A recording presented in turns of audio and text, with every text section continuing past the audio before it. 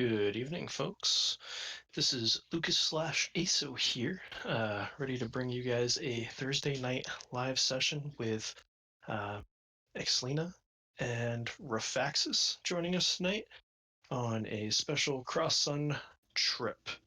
Do you guys have any announcements or anything like that you want to clear up before we begin? No, I think I'm good to go. What about you, Ox? Or Raphaxus? I'm good to run. Sounds good. Let's do it. All right, fantastic. I'm going to start by throwing down the first Sooth card. That's going to start with Lucky Coin. It's midday, and you guys have gotten yourself fed for the day and have decided that you both respectively are looking for a sunship to make a trip to the Blue Sun, if I'm not mistaken.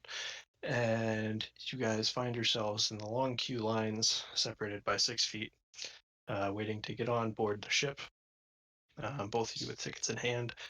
And Xlina, as you're standing there, making the minute small talk that you do in a line, you hear a recognizable voice from behind you and a soft pitter-patter of horse hooves. And you turn around and see your friend Derek lashing up the horse to the nearby restaurant. You can hear him just slightly over the hum of the crowd saying, "Make sure he's well watered and fed." And he happens to look past the horse as he's petting it on the ass on the way by and sees you and makes a beeline over to you. Xlina, how are you doing, my friend? Derek, it has been a while. How have you been? Oh, I have been fantastic, traveling from here to there and finding everything in between. Speaking of which, I was actually looking for you, so this is rather convenient, I'd say. And he reaches into his pocket and pulls out a small pouch. He says, "I found this, and I thought of you. And I know you've been looking for your distant friend from the shadow, and maybe this could be of use to you at some point along the way." He says, "Other than that, you're taking this ship? I see you're in line here." Indeed, I plan to travel to the Blue Sun today. I'm doing some more research on my own, and I'm hoping to find some more answers. So far, my progress has been slow. It seems like everybody at the Dream Academy and the Institute, the Dreamery, is just unwilling or otherwise unable to point me in the right direction. So I thought I'd go on my own. Well, you know what they say. If you want something done right, you have to do it yourself. Definitely. But how goes things with you? I mean, I haven't seen you in a while. The necropolis has been really quiet. What have you been up to? Yeah, I saw they did a little bit of remodeling around the necropolis. I think it looks a lot better. I've been good. I've been spending a lot of time in the forest, actually. There's been some new inhabitants, and I've been keeping my eye out and looking for new information on them. And um, there's been no progress with the protests versus the construction crews out there either. So I've been keeping my eye on that, but nothing crazy has gone on. But if you are getting on this ship specifically, Captain Bitterow is a good friend of mine. Make sure you say hi for me if you cross paths. I definitely will. And I'm going to take this moment to look into the pouch that he had given me and see what it's there so I can thank him appropriately. Yep, it is a key, and the hilt of the key has the shape of a horse head on it. That is lovely. Thank you very much. I'm glad you thought of me. Says absolutely. Whenever I find new and interesting things kicking around, sometimes, even in the trash, you never know where you're going to find something good, but when I do, I always pick it up. Redistribution of wealth is the game. Well, I feel like I have to return the favor. There's the gun shop that just opened not too long ago in Fartown, run by that McGavin fellow. I think with the tattooed pistols you have. Says, well, when you return, come find me, and we'll head over there and see what's going on. We'll It's make a day of it. And he, like, awkwardly, as he says day of it and you say date, kind of gives you a smile. Goes, oh, my stomach's getting the best of me. I'm off to get some lunch. Do enjoy, and thank you. Thank you again. Absolutely. And he turns and walks off, giving you a pat on the shoulder. And as the hours lean on of the line, you almost grow to suspect that there may be something going on with the ship. But after a couple hours, the line does start to give way, and you start to move on and board. You board a not out of the ordinary Sunship. It is slightly larger than the last few that you've been on, as they kind of rotate in as like a normal bus train would be in the Shadow. And on this particular ship, as you join in, you can see that there are great, vast blue sails. In each sail, about halfway up the mast where the cross section is, there's a bright blue sphere that seems to be ebbing with power.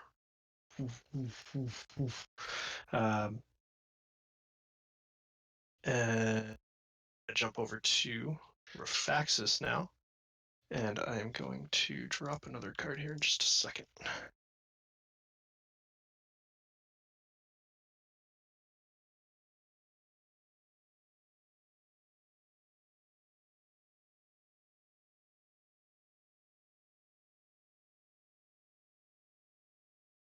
Alrighty. Raphaxus, your card is the cat, I believe? Yes.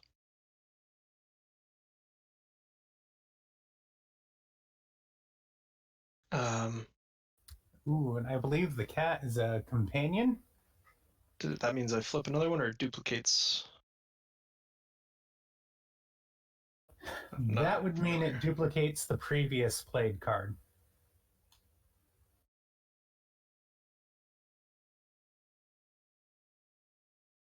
Just for the folks at home who throw out the reference there. Thank you. Well, if that's the case, is Rusty Do I get to talk to the? Do I get to talk to the cowboy too? No, not quite. I don't see him in here, so we don't have a picture for him. But if you go to Scabbard if you go to the Scabbard page, link down below, you should be able to pull him up and check him out. And once he enters, Raphaxus, as you're sitting in line, similarly enough, you hear the toll of a bell as one of those test your strength. With the bell at the top, you smack it with the hammer. One of those circus events is kind of going on, and you hear the shattering of a bell as the pieces kind of fall to the ground. You can see the game maker kind of getting grumpy, and as the person who hit it turns around, you see your old pal Rusty putting the hammer down. I believe that's his name, right? Yeah. Yep. Okay. And he goes over and grabs one of the trinkets that is there for the winners and heads over to get in line, conveniently right behind you. Watching him just kind of lumber over, I'm gonna. Rusty, what are you doing here? I thought you were going home. Last I saw you were on the Silver Sun, and you're going home to try and find family. What happened? Says, oh, well, I didn't have enough at first to pay the fare to get all the way through the path. Once I stopped in the Silver Sun, I ended up coming back here to the Indigo before traveling and making my way back. So I had a couple last minute things I had to take care of. Had to clean my house out and stuff. And he motions to the huge sack of uh, uh, belongings slung over his shoulder. He says, I wanted to make sure if I'm going home, if I'm going to stay, I wanted to take some of the things that I already had with me. So I stayed for another couple weeks, made enough money to get another Sunship ticket, and now I'm actually making that journey. I mean, thankfully I was blessed there. Otherwise, I don't know if I'd be making it. So, Then what brings you here? Like, what brings you on the way to the Blue Sun? Says, "Oh, well, I have to go to the Blue." It was a cheap ticket. So I have like 3 layovers. I have to go to the Blue Sun and then take one to the Pale Sun. And then there's a ship that's going from the Pale Sun to the Gold Sun. And then from there, if I stay on that ship, it's going to stop at the Gray Sun after.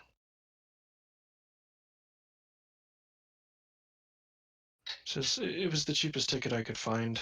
I kind of got screwed out of it, but hey, we're on our way now.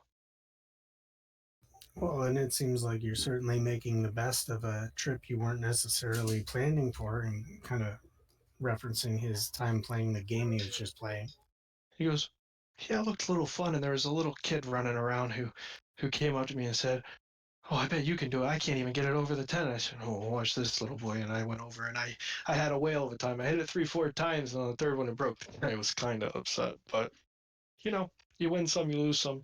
Says, "Hey, you've been such a good neighbor to me. I know we haven't talked too much, but you're a lot quieter than the birds that live on the other side. So, how about a trinket to remember me by?" And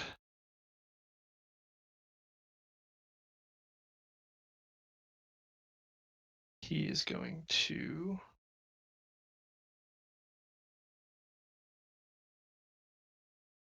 drop you. Oh, you can't just drag him on here. You have to deal him, right? Yeah, you got to deal him. No, I don't want to deal with him up to Raphaxus.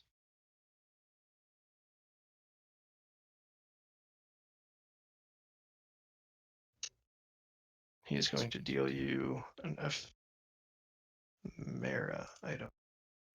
Oh, are you giving me goodies? Yep. And if you didn't notice, Xlina, you did pick up a wiki key on that. Oh, nice. Thank you.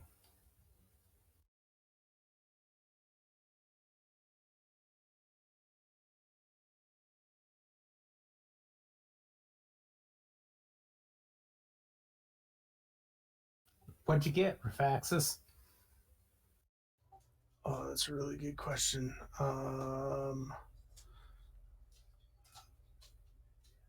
I think maybe it's this. I think it's the noose amulet. Yeah, that one. That's pretty cool. It's like the last ditch walkie-talkie to stay in touch. Yeah. That ought to be fun.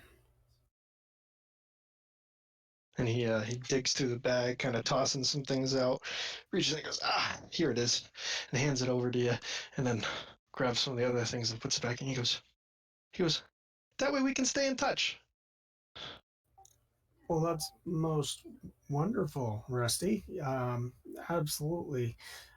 When you do make it to your final destination, definitely make sure you figure out any way you can to stay in touch. You've been most helpful, obviously, in getting the house prepared and making sure that everything was taken care of there. I never would have been able to get that place set up without your assistance. Anytime you need something, all you need to do is reach out and I'll be there. Oh, well, I appreciate that. And he gives you a big old bear hug and picks you up off the ground a couple feet, your legs kicking. You're a real pal, son.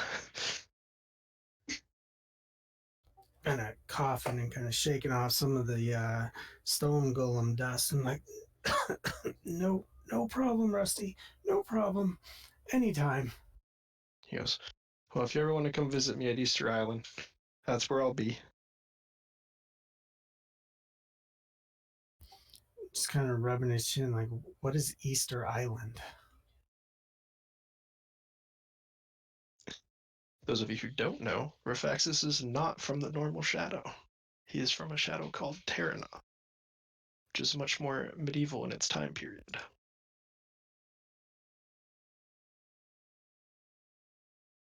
All right. Yeah, I've never heard of this Easter Island thing. It sounds most interesting. He goes, well, that just means you'll have to come visit.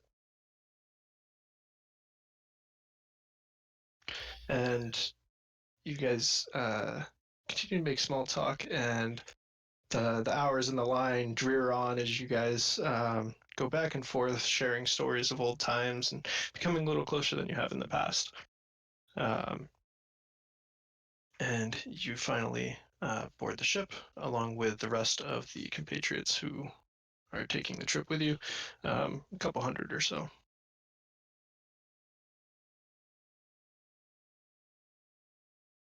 Once on the ship, we're going to drop a new card here.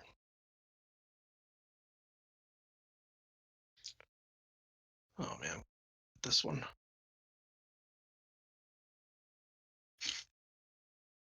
The Untrustworthy Mirror, right? Yes. Yeah, that's always fun. Oh boy. That's one of those things I like to mess with the kids with. When you look in the mirror, how do you know you're the right person?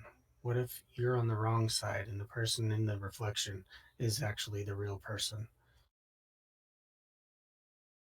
They don't like that conversation. Oh, it's oh no, thank you.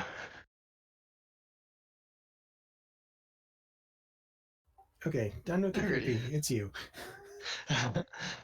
Alrighty.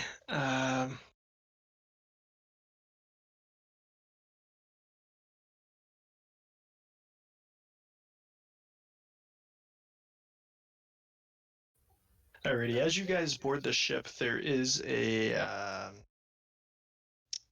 not really a food spread, but there is like a refreshment area that the passengers can go to get a drink and whatnot. As you guys are milling around, members of the crew are walking up and holding up a winged amulet that has a small chain hanging from it as if it could be worn by as a necklace. And they're walking up to guests and almost as if scanning them, waiting a moment, and then moving on to the next guest as they make their way through the crowds. As they are traversing the crowd, Xlina, you notice a familiar face in the crowd, and that is the young boy Raphaxus that you met only for a moment once. But still, it is nice to see a familiar face when traveling. I'm going to head over and say hello. And as I approach, I'm kind of lean in a little bit because I'm not sure if he's even going to remember me at all. So I'm going to lean in a little bit, hunch over, and I'm going to be like, I say, Raphaxus, do you happen to remember me from that time in the necropolis? He immediately takes a step back and excuse me, you do understand the meaning of personal space, don't you? And then he catches himself for a second and says, "Oh, you're you're the you're that other Soul Forge's friend, aren't you? You're that one from the necropolis, right?" Yes, yes. You had stopped me one day and gave me a nightmare potion, and it was exactly what I needed.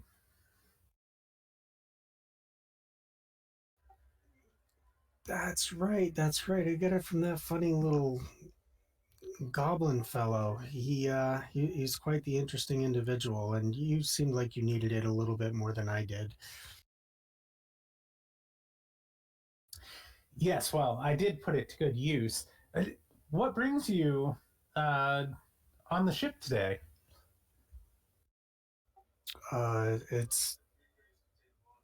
It's a sad and long story, to be completely honest. Um, I am I'm heading to the Blue Sun in hopes of being able to find a a soul shard for a dear friend of mine. And I've been fortunate enough in a recent trip. I managed to make it to the Silver Sun and was able to find a shard for her there in the silver. and I'm hoping my luck will continue here on the blue once we get there. What You're brings you here? what a coincidence. I'm heading to the Blue Sun myself, although nothing as fancy as searching for souls or shards. I'm actually looking for a library. There's a famed library on the Blue Sun of books that are made of thoughts that were thought or dreamt. And I'm hoping to find some information for a project I'm working on. Well, information and soul gathering could be an interesting time. What say we join forces for this little event and see if we can help each other get the answers that we're looking for? I would appreciate the help. Honestly, I've been having a hard time getting people to understand my motivations here. You see, I'm trying to bring back the soul of the horse that I rode in the shadow. And everybody's very negative. They keep saying it's just a horse or, it's just a lie of the shadow. But, it was a companion. You know what I mean? He looks down at his feet, like his expression completely changes. His face sags. You can see his eyes start to water a little bit, and he looks back up at you and says, I understand all too well. Um, it's fortunate that you have the ability to make it to the shadow to retrieve such a dear friend. I myself have one that had quite an interesting link with, and now I find myself in a situation where I have no way to return to even have the opportunity to retrieve that dear friend. So I definitely understand where you're coming from with wanting to make this trek. I, I really appreciate a kindred spirit that knows the value of a loyal companion. But who knows? Maybe we can find something of interest and a way to return your friend just like mine.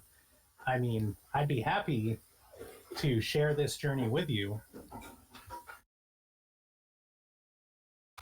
If there's a way to make it back to my shadow realm to bring my dear Voland here with me, that would be truly amazing. Well, I mean, so far, what I've learned since returning from the shadow is in this place, nothing is impossible.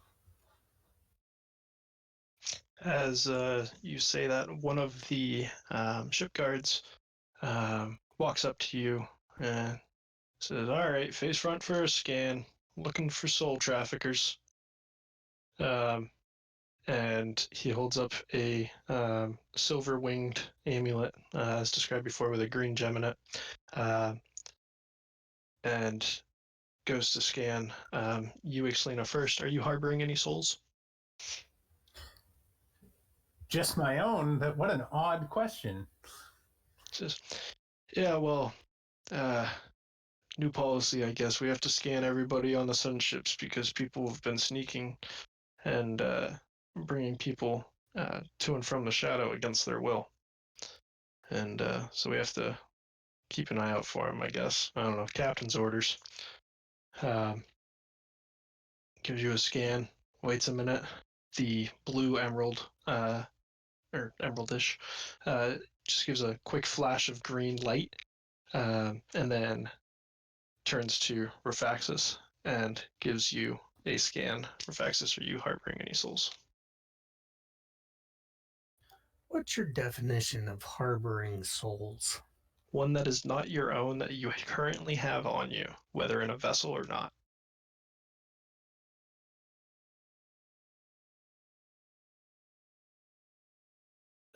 What's your definition of your own?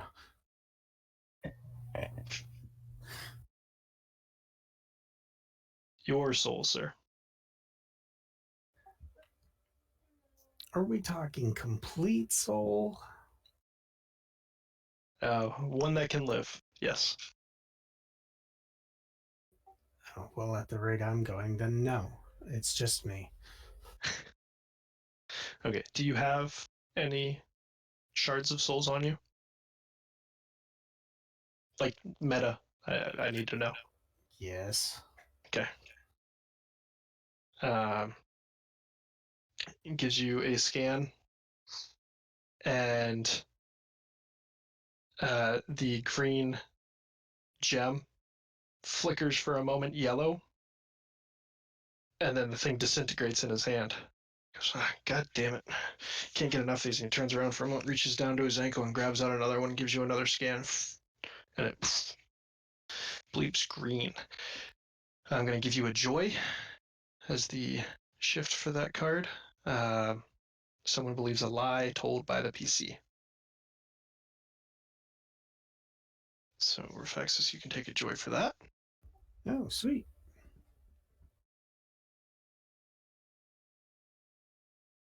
It's getting kind of scared. I wasn't sure where you're going with that one. I was trying not to make that such a terrible card because it's always bad for me. So, I was looking for a way around the divination or the joy path. As time goes on, you guys continue your conversation. Can I get a perception roll from both?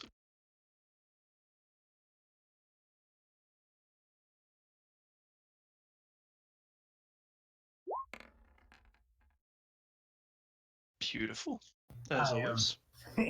I am so infatuated with speaking with Raphaxus at this point in time. Yeah, the both of us. The rest of the trip really does carry on without much craziness. You guys, chat around, meet some new common folk, chat up the bartenders, have a drink, maybe grab a snack if you guys get hungry on the way. But in the span of a couple hours, you guys make your way to the Blue Sun Gate. And I don't have a picture for that because I am not prepared.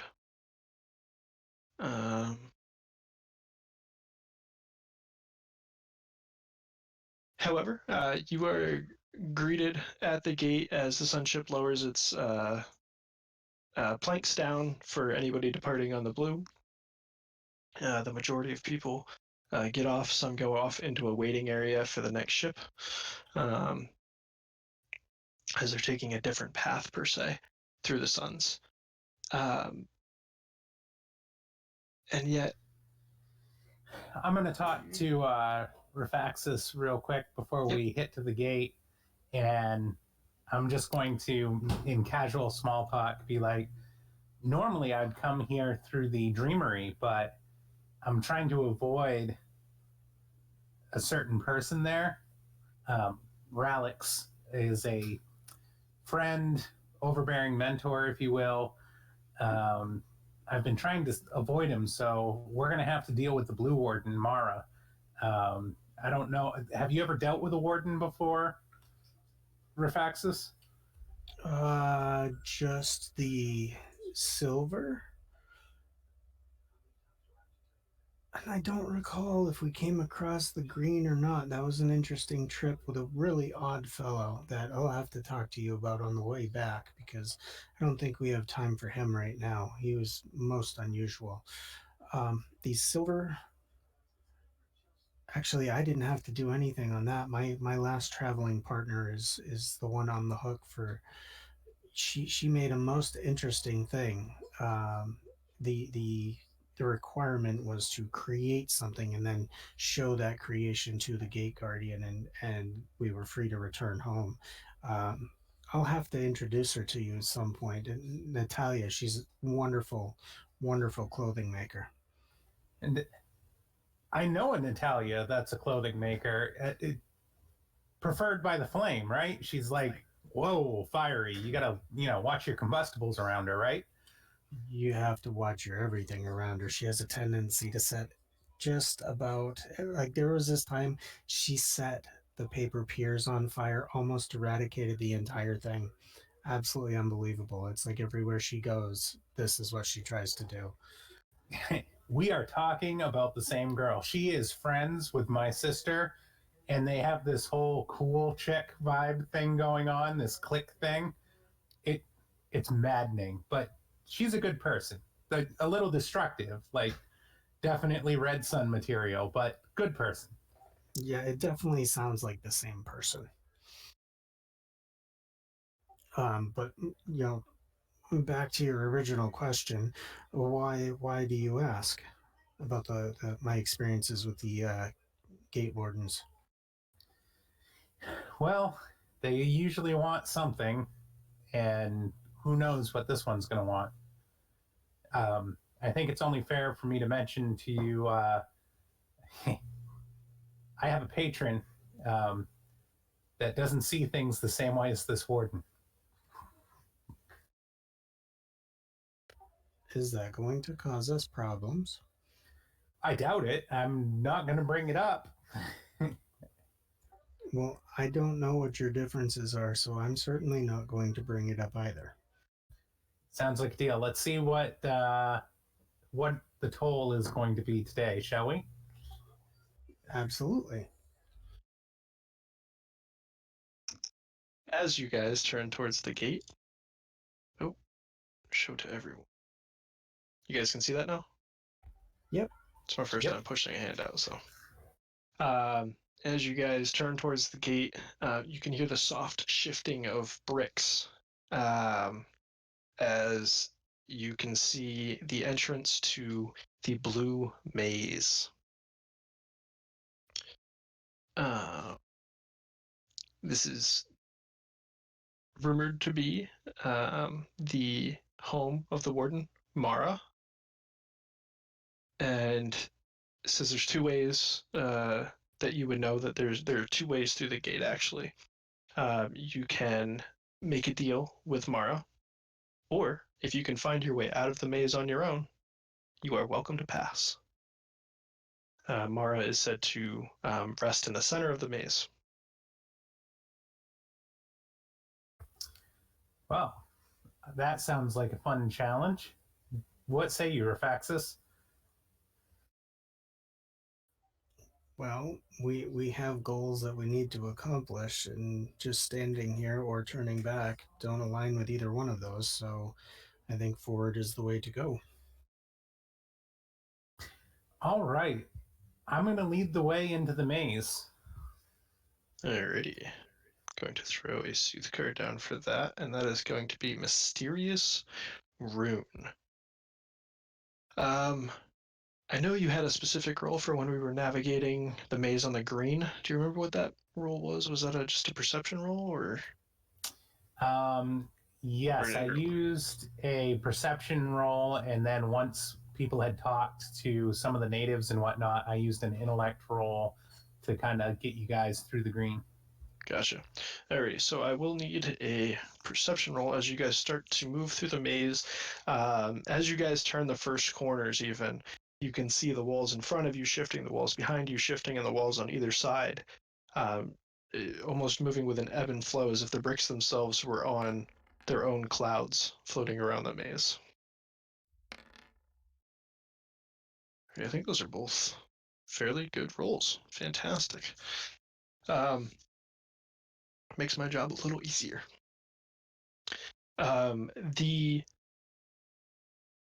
movement of the bricks itself seems to be some sort of magic. And as you guys are looking around and spend 20-30 minutes kind of maneuvering through the maze, you start to notice that the top brick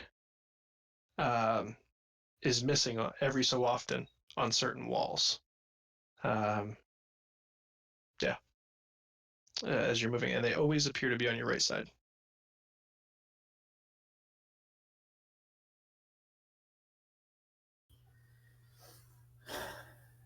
That's an odd occurrence. And Raphaxus, when things are odd and repeat like that, I kind of think that there's something about it. Yeah, do we notice any sort of specific pattern to the missing positions of the bricks? Outside of the fact that they are always on your right, um, there's always one in sight. No matter which pathway you're on, or as soon as you turn a corner, um, the wall on your right has a missing brick on it.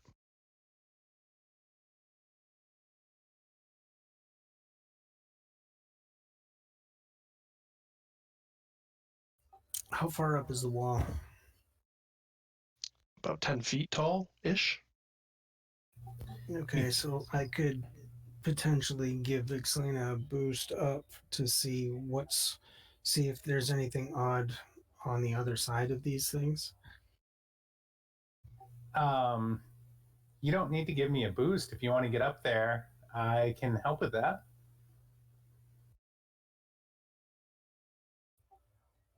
Okay. I'm going to go ahead and use my Begotten Cube. When activated, the cube turns into a 15-foot ladder, which is the one that we're going to use today. That's cool. Quite convenient.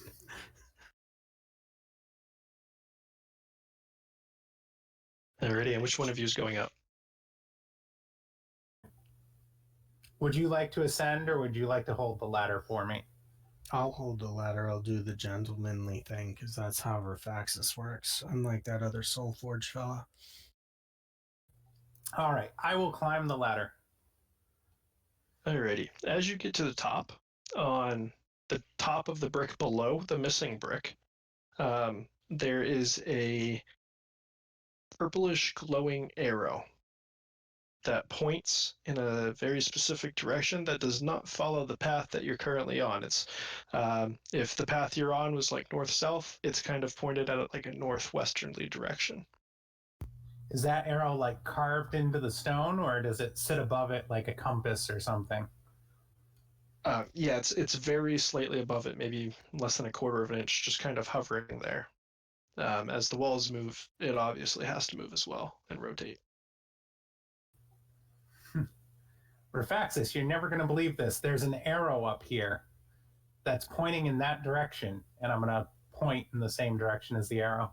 Yeah, as you turn to point, you can see that this maze goes on and on and on as far as you can see in one direction. And as you look, kind of off to your side, you can see, oh, that's where we started. But as the vastness of the maze goes on, you can see that there is a purple glow in the what would be considered the middle-ish of the maze. Good news and bad news. The other side is very, very, very far away. On the good news, though, I can see the center. Well, the center was where we ultimately needed to get to find the Guardian, was it not? Indeed. And I'm going to go ahead and slide back down the ladder. Alrighty. And then I'm guessing we should bring it with us so we can keep checking. So I'll take one end of the ladder if you want to take the other, and we can walk through the maze. Yeah. So go ahead and rather than an intellect, since you figured this one out, I'm going to have you actually roll a physicality check for both guys. For the dredging on you guys are about to embark on. I'd like to go ahead and push a Bene for that.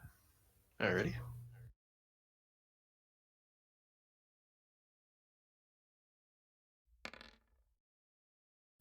That's going to be a whopping 5. Well, at least you don't die. I'm rolling big tonight.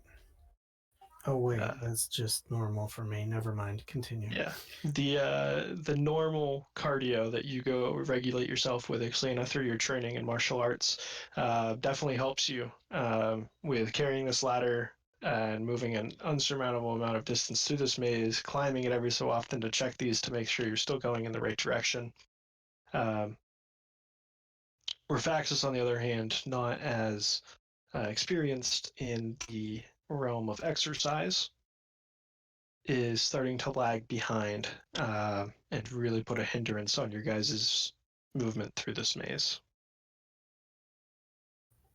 So I am going to give you, Raphaxus, a...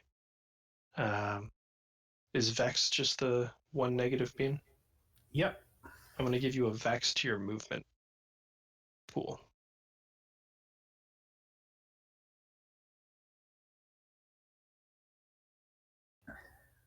However, after a few hours of traveling, you guys make your way to the middle of the maze. And as you turn the corner, you find a purple clouded opening with about 2 feet of fog laying across the ground. There are a few pillars that rise up and have, I think they're called like braziers with the fire going in them. Um, and you can see the soft flowing of hair kind of wisping in the fog ahead of you. And I'm going to drop the Eternal Mountain. It's going to be the next card for this area. Oh, that sounds fun. Right? To be followed by Raphaxus, the endless maze. right? Her elusive sleep. Raphaxus, you're looking kind of winded. You want to set this ladder down?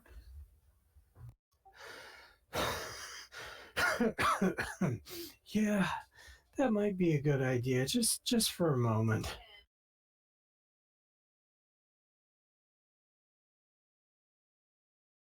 And as you look back into the area, the wisping of the hair in front of you, Xlina, you get a instant rush of energy to yourself, as this would be kind of like the core of where some of your energy comes from, the blue sun.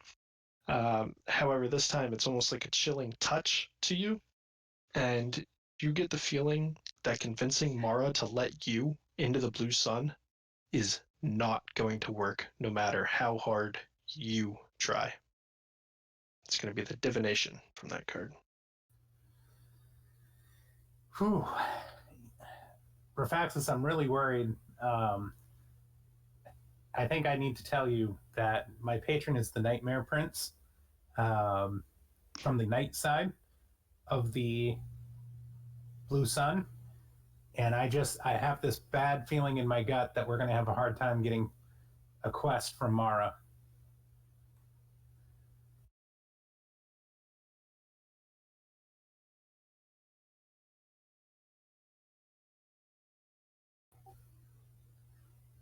I It's possible. I'm not saying it's impossible. I'm just saying, this could be tough. And, I'm kind of all about the nightmares. I'm afraid she's going to know that when we interact with her.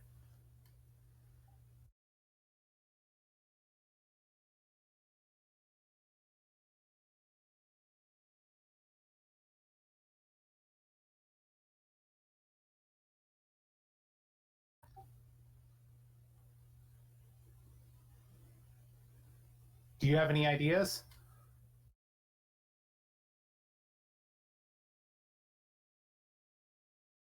Did Raph faint of exhaustion? He may have fainted from exhaustion. I don't know. I think we lost him. Yeah, sorry. That ladder was really wearing me down. Like a good trench coat. I I was just saying, Raphaxus, that I have a really bad feeling about approaching the Gate Guardian because of my patron, the Nightmare Prince, and the fact that I'm all about the nightmares. I'm nervous about us being able to pull this off. I'm afraid she's going to see right through me. I don't know what I have to offer somebody of the blue sun, but I'm willing to, take a step forward and see if anything I have or I can do would be good enough in their eyes. All right, go for it. I'm just going to try to be silent in the background, and maybe you can pull this off. If it's dice roll related, probably not, but we'll go with it. So I'm gonna take a step forward and I introduce myself. I'm Raphaxus, and I am here on a very important personal mission, and I was hoping to be able to pass beyond the gate. As you finish your sentence, you take a little bit of a closer glance at Mara, and you see that she's almost in a stasis. She's in a very deep slumber. Go ahead and make an interaction check. Okay. And I am going to push Bean on that one, because I need to do this and not involve the other one. Not like it matters. Big old 3. Unfortunately, with that, she is going to stay in her slumber. Your explanation of what's going on is not going to wake her. Can I try something? Sure. Xlina has a cantrip called Dream Gift, and I can grant somebody close to me a pleasant aspect to their dreams. Yeah. I'm going to try it on her while she's sleeping. Alrighty, go ahead and throw that down. And make your roll and make sure it's a major flux, please. Yeah, that would be bad, right? That would just be unlucky. All right, cantrip would be cast at a level 0, so there's no bonuses to start with for the spell level. Okay. And I'm going to go ahead and throw this down, and I believe there's no bonus from the card flip right now for blue magic, so... And there's the flux. It hovered on that second one for a second. I don't know if it did for you or not, but they were both on 10 for a moment for me. Yeah, I thought for sure you were going to get your wish. That would have been something interesting. It hung for me. I thought it was going to be there. This was not going to go well. Alrighty, if there is anybody in the chat, if you can roll me up a minor flux, that would be fantastic. So that's just going to be a base 6. Yes, Lady Merlin, that is correct. There was a minor flux. Almost major.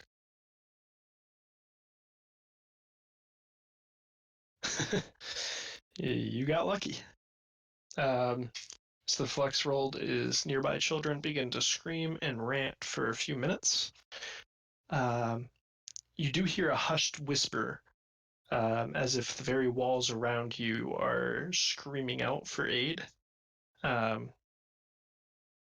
it's quiet. It's muffled and not distinct voices.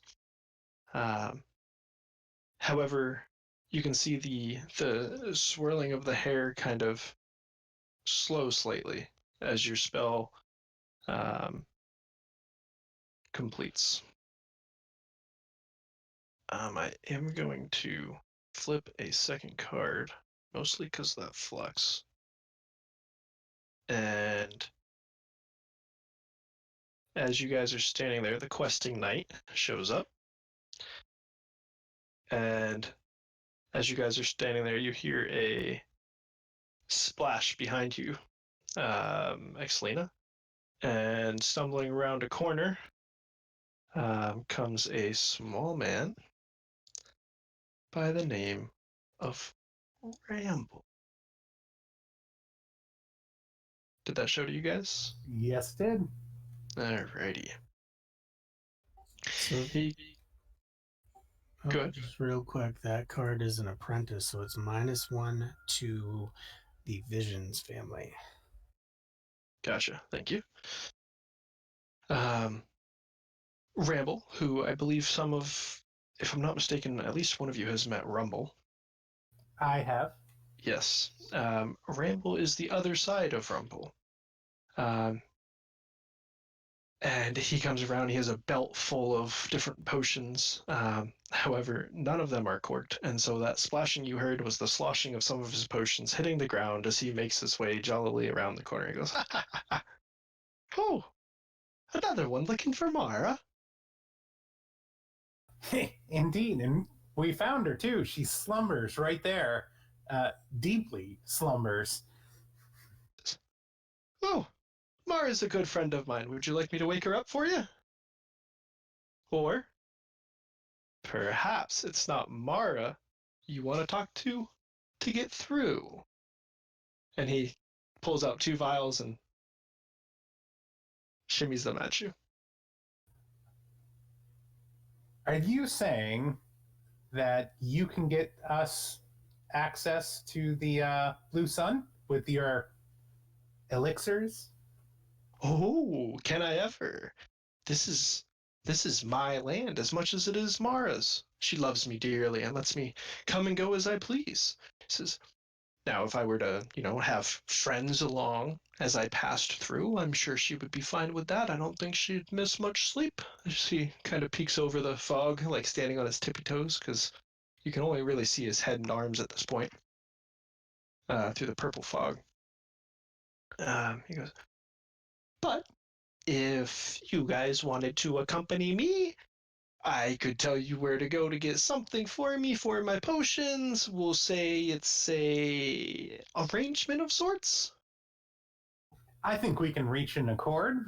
What about you, Raphaxus? I mean, we wouldn't want to wake a sleeping guardian. She's so peaceful.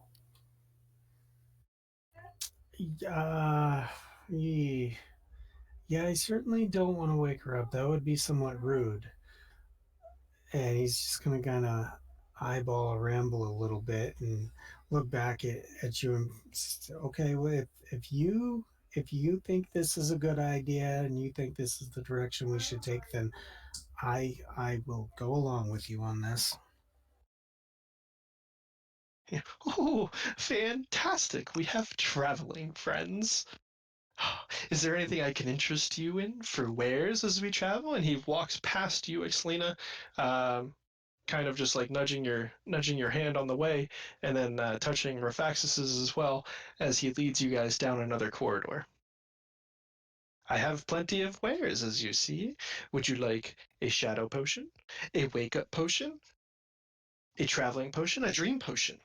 I have a couple nightmare potions, but that's more of Rumble's thing. These ones aren't as strong. Oh, I would be very interested in a dream potion or a nightmare potion. What do you take for currency? Rumble was very specific.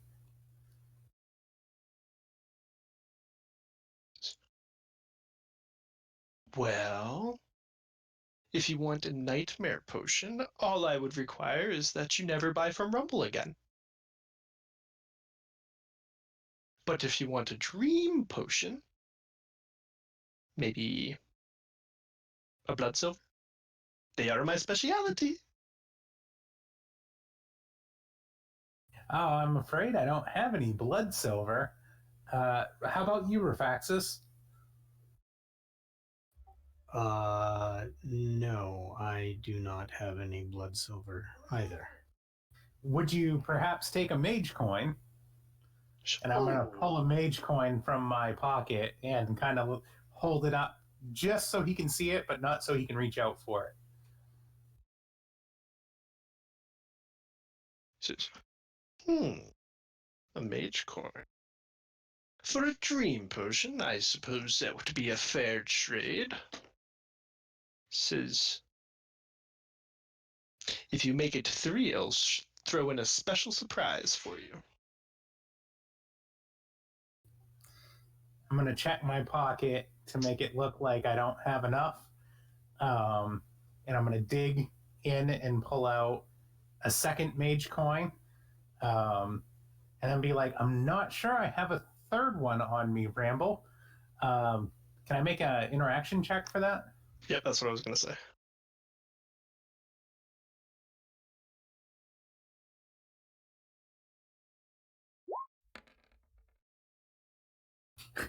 Oh, there we go. He looks at you eyingly. Good deal, my friend. He says, here you are. And he hands you a dream potion without a cork. And he hands you what he calls a wake-up potion. Very potent. You must be very careful. You can only use it on one thing.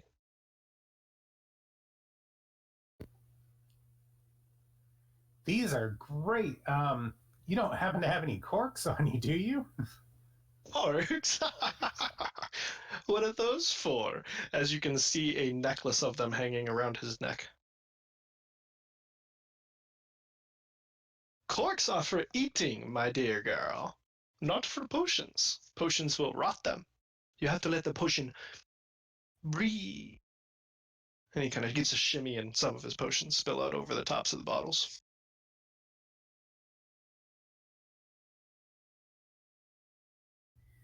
Oh boy.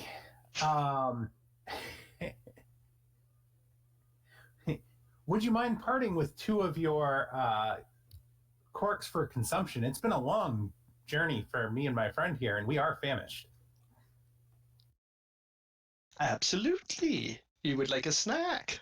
He turns around, undoes his necklace, pulls 3 corks off, throws his necklace back on, and goes, one for each of us. And he passes one to Xlina, one to Raphaxus, and holds one up in a cheersing fashion. And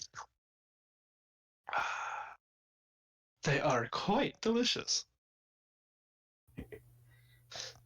I'm gonna cheers him and then throw it in my mouth, and I'm gonna wait for a second for him to keep leading the way, and then I'm gonna take it out and put it in my cork or in my bottle. Alrighty. And you want me to do another maybe interaction for that? For No, deception? that one was high enough for that. All right. Because you were deceiving all the way through there. And yeah, he turns and continues, and he comes to the next. It's like a dead end, which you guys have not encountered yet before. But as he gets to the end of the hallway, he takes one of his potions and chucks it at the wall. It shatters, and as the blue liquid drips down, the wall disappears, and you can see a vast open wilderness in front of you. He goes, "It is a dream, after all. Right this way." He says, "Oh, and on to that thing about you retrieving something for me. I have some business to attend to while I'm here, but if you could get me 3 scales from a Murdana, I've heard that they have one." Oh, I'd been here.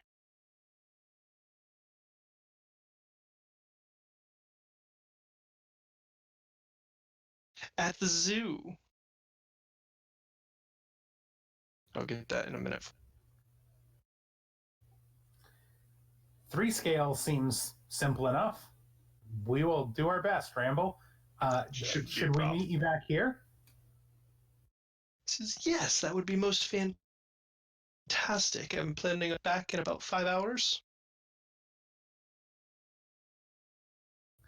I'm sure you don't have..."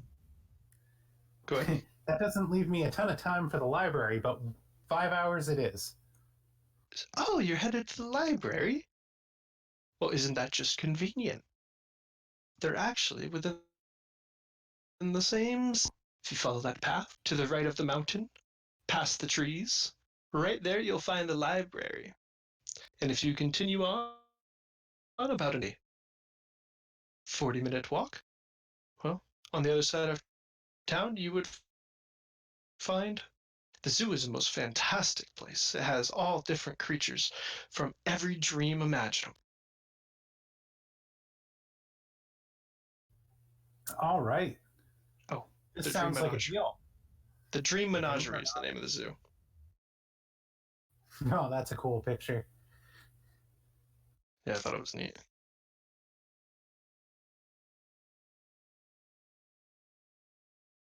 And he says, "Well, I'll be off. I'll be expecting you." That is, if you want to get back through the maze. I'm gonna look over at Xlina and just be like, we came here for 2 specific reasons, and this little guy seems to be having us running his errands for him. A toll is a toll. I mean, it is better than dealing with the Guardian, maybe.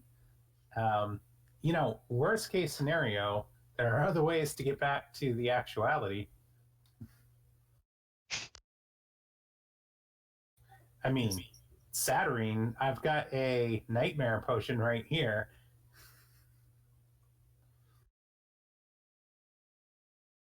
Well, I don't know. I try to steer clear of nightmares. They don't work well with me. That might be your thing, but I would prefer to steer clear of them myself.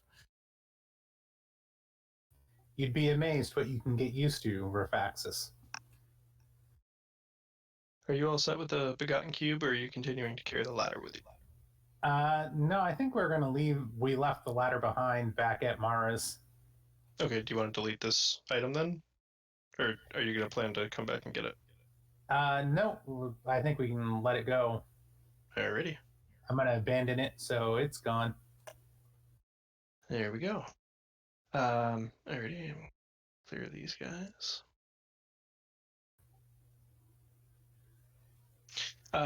As you guys start your journey, it is another hour to walk to where he described from what you can sort of see.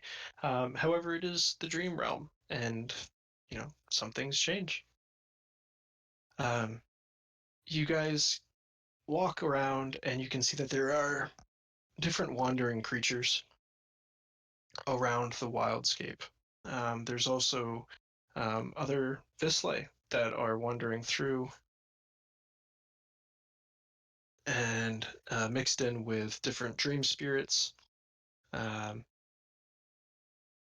Is the library you're looking for, is it the library of Flatus, the one in the book? It is the one in the book, yes. Okay. I need to flip another Sooth card, which I don't even have for myself yet, so give me just 1 second.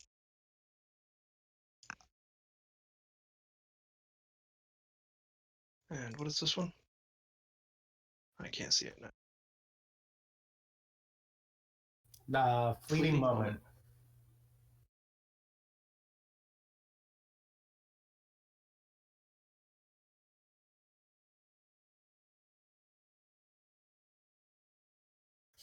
I never Alright. noticed that isn't actually a rat as the candle holder. Oh, now that you mention it, I didn't think of that either. Oh, and the candle has been sliced. That's kind of cool. Oh, interesting. So I'm going to use the narrative shift on this card, and almost as if in an instant, you find yourselves standing outside of the Dream Menagerie. The gates are almost like a wrought iron, almost like an old evil mansion kind of style. But you can tell that underneath the blackness and the decrepitness of the actual sign, there was like a bronzen sheen to it before. There's a few spots that still have it. And the place looks more or less run down and abandoned.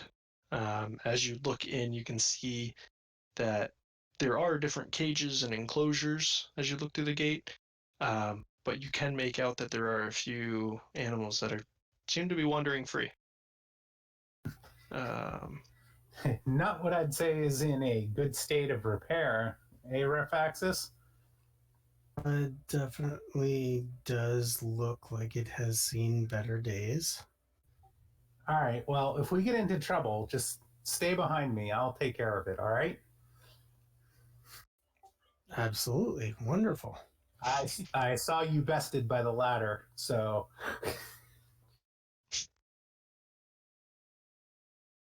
Sometimes we're not at our best. Alrighty. As you guys are chatting, there's almost a skittering off to the side as a soft, and appearing before you is a woman with bluish teal skin, wavering dark hair, holding a pitcher in one hand, and ordained with different gold chains and white cloths. Says, "Ah, we have guests. Finally, we have guests. Please come right into the dream menagerie." Says, "For a small price, of course, you can enjoy all of our animals in all of their glory." Ah, thank you. And what is your name? "Ah, I am Bernetta. And you?" Xlina. What a lovely name, Bernetta. And what is the fee to partake in the zoo? "Simply a dream." Is it a dream of my choosing, or? "Any of your dreams will suffice, as long as it's not a nightmare. The zoo has no place for those." Uh-oh. Looks like you bought the wrong bottle.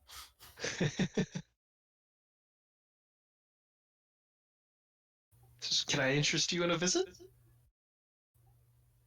Yes, yes. We would love to partake. Tell me, do you have a particular creature we're looking for, a scaled creature? Scaled creatures. There's all sorts of scaled creatures here. Every creature you could ever imagine having existed in a dream, we have. That is a guarantee. Do you happen to know a little bit more about it? Maybe its name or what it looks like? Can I take a intellect check to actually know the description of the creature beyond Yep. what he told me? Yeah, go ahead. Let's see if you've heard of it. And let's see, I have a connection. I have a level 2 connection to the Dreamery. So can I get a bonus for that because of all the time I've spent there studying dreams and whatnot? Yeah, absolutely. All right, so that'll be a +2 on this roll. For an 11. Sweet. Describe it as you will. The Murdana, it is a mermaid-like creature that it consumes flesh. Ah, the Murdana. Yes, we actually have 3 in the pool of tranquility. Come with me. Oh, wait a minute. And she holds out the pitcher in her hands. Your dream, please? Raphaxus, why don't you go first?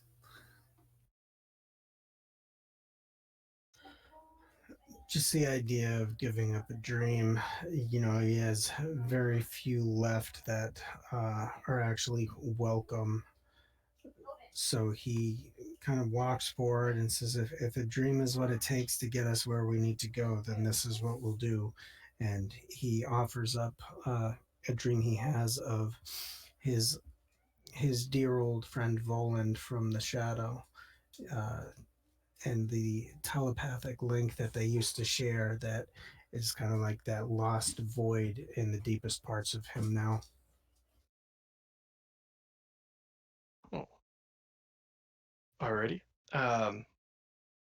As you deposit your dream and you think of it, it almost singes through your forehead into like a viscous material and falls into the pitcher before she retrieves it. Drinks it down and says, "Oh,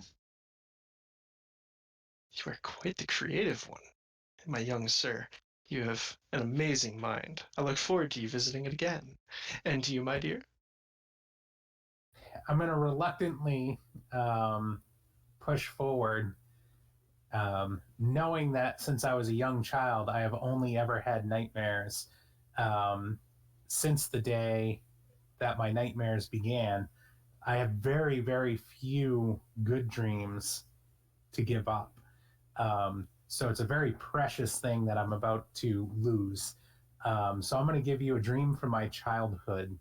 Um, and it's going to be a dream of my mother giving me a present during the Festival of Suns. Alrighty. And she, same sort of deal. The dream phases through your head and into the pottery. Um, and she gulps it down, and you can see her body almost flush with a green happiness kind of energy. She's, oh, that was most kind of you. And she leads you guys down, and through the zoo. You can see off to the sides you have a cage that has a spider 40 feet tall, with long legs that kind of pitter and patter as it moves. There's five-headed tigers, all sorts of any creature you can possibly imagine you see in the cages as you're moving through.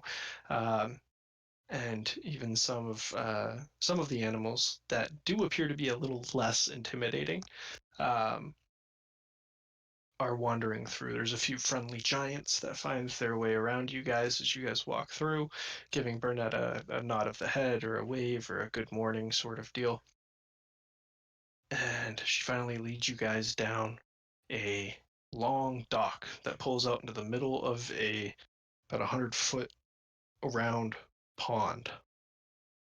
It says, well, I'll leave you guys to it if you want to enjoy the company of the Murdana. They should be around if I leave you out here long enough. And she walks back down to the end of the dock. Flip a card. I'm really sorry. As we flip unwelcome child. Oh, that one's the creepy little kid. Yeah. You want to play too? The creepy kid with the Sauron eye in the background. Mm-hmm. Now it's another apprentice, so that is going to be a -1. Oh no, is the apprentice that one? Or the -1 on the family? Yes, -1 to all actions if heart matches family. Yeah, it looks like notions. Not me, I'm a gallant. Lucky, lucky. Uh, you guys stand there for a few moments, and you can see bubbles popping up around. Definitely more than three critters in here by the amount of movement in the water and the bubbles and some of the shadows you can see swishing underneath the surface of the water. Uh, However, you all hear or you both rather, hear a very soft song start to ring out, almost like a lulling sort of deal. I need a withstand check from both of you, please.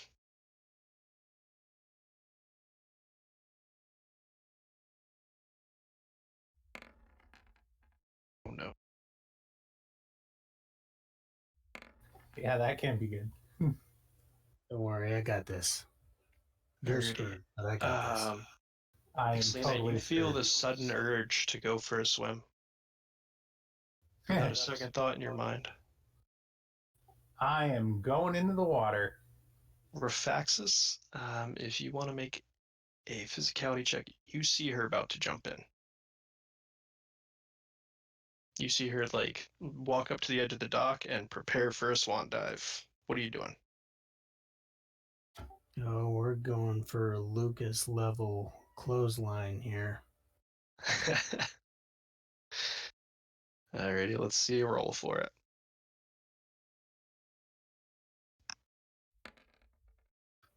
That's cheap.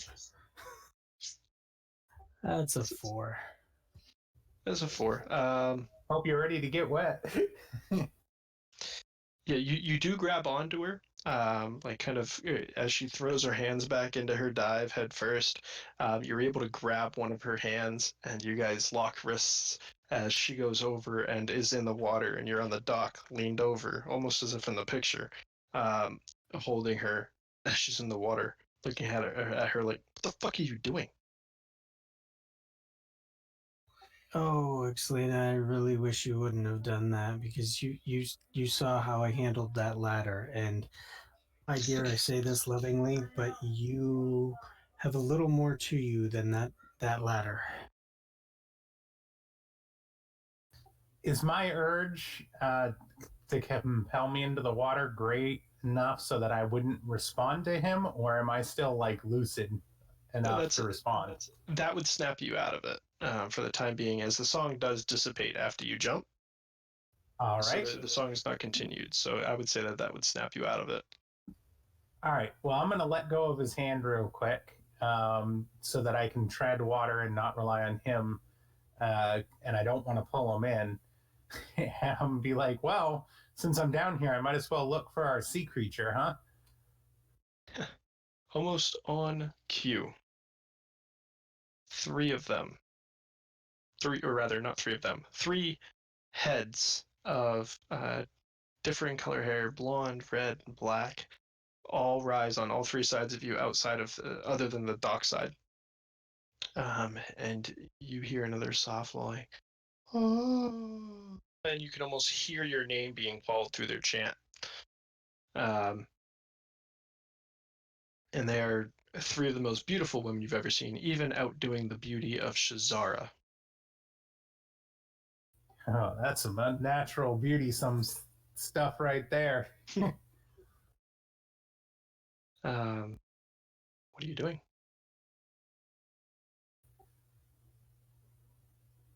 Raphaxus, you want to go first? Well, I think you probably want to move first, don't you? Because like, those are the things that eat people, are they not? Or are we just making an assumption that that's what we're looking for? I'm new enough on my intellect check to know that they consume flesh. So, yeah, I'm gonna make propose making a check to climb out of the water and back up to where he's standing. Now that I'm surrounded by piranha. Yeah, go for it. Give me a physicality. Yeah, without much. I mean, you're not the heaviest person in the world, and you're fairly strong. I think that a 4 would be enough for you to just pull yourself up an obstacle. Um, and while she's doing that, Raphaxus, can I get you to make? Or I'm not gonna have you roll for it. You're actually gonna notice through the water, like you see these beautiful visages of these three women. But as you can see the kind of disturbance of your vision through the ripples of the water as she's getting out, it's almost as if a visage has been broken and the veil has been lifted, and you can see underneath the water, they are terrifyingly grotesque and mummified. Their veins are sticking out in their necks. You can see bits of their flesh missing. Um, and the lovely hair that is there turns to almost like a deathly gray color underneath the water. Kind of holding back the urge to just kind of retch into the water.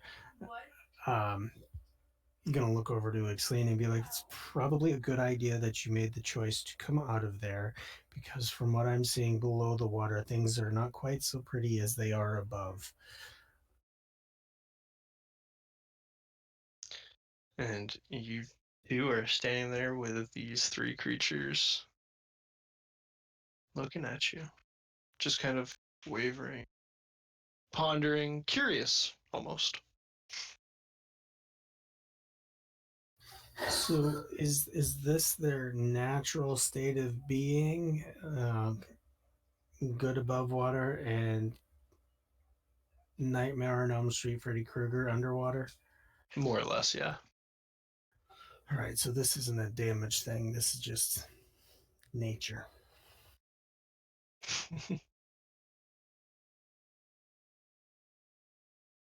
All right. Go ahead. We need to get a scale off. We need to get 3 scales off of one of these things. So I'm going to try to communicate with one of them. I'm going to crouch down and put my face near the water, and I'm going to try to beckon one to come closer. Maybe Cool. interaction? I don't know. Yeah, go for it. You should sing to it.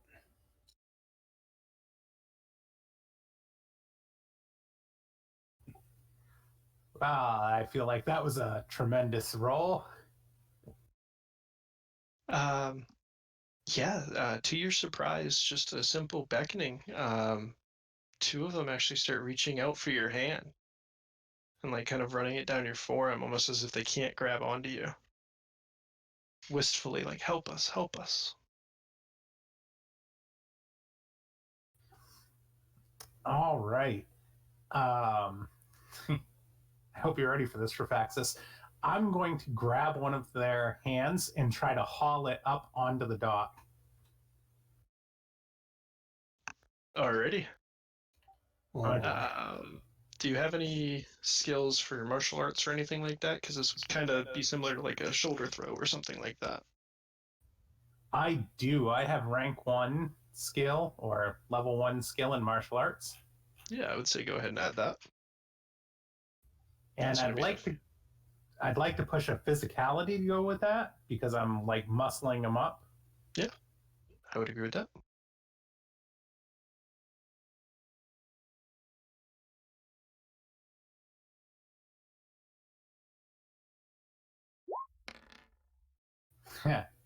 There we go.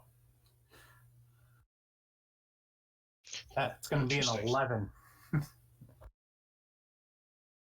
Did not expect that. Without much trouble, you grab one of the hands, shimming off the other, slamming her onto the dock, and while as you pull her out of the water, you can see her entire form is beautiful from top to bottom until her toes leave the water. And almost instantly, as you're flinging her over onto the dock, her entire body mummifies and she loses all life.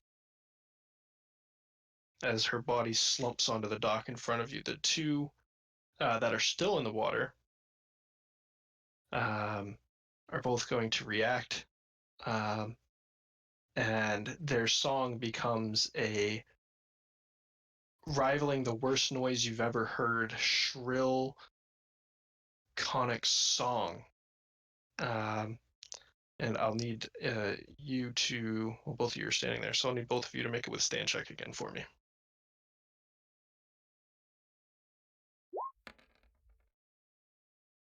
God, those nines are loving you tonight. Yeah, they are. Although it really does hurt your ears, you guys are able to kind of shelter your hearing, and the song appears to have no effect on you guys. As the body decays in front of you, you can see that there are, on the bottom half, it's like a scaly, rotten tail. all right, I'm going to point the scales out to Xlina and say, quick, grab the 3 you need. I've got an idea.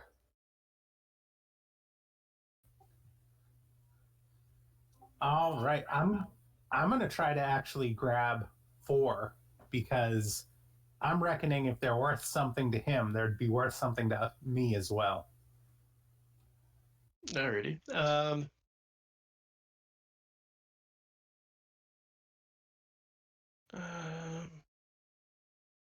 What are the physical pools? There's physicality, movement.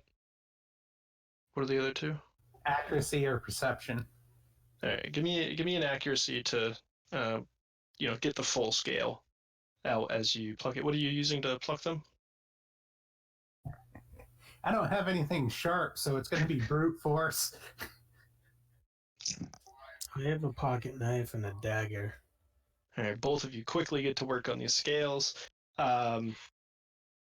I'd say with Raphaxus helping with a simple weapon, I'll give you a +2 on top of whatever skills you might have. So that's going to be a total of 4. It's 9 or 2. Whatever the tonight. scales you were 9 or going to 2. get. So that works out. You get exactly 4 scales in your guys' round. and the song is going to continue. So I will need another withstand check from you guys while you guys are there before your next turn. That's a 4 for me.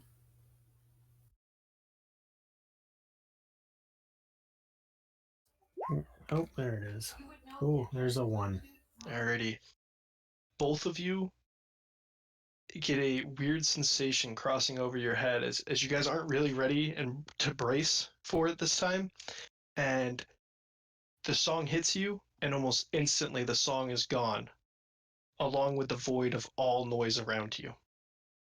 You guys are both deaf, and you're going to take 3 mental damage. And so it would be 1 anguish. That's not very nice. I'm going to push an intellect to absorb the anguish. Same. Alrighty. It is, however, both of your turns.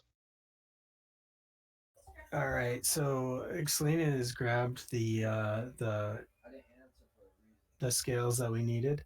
So I'm going to cast Restorative Touch on this thing. Is it still living or is it completely dead? It should still be living, right? No, it's dead. Fuck you. They can't survive out of water. Oh, fuck you.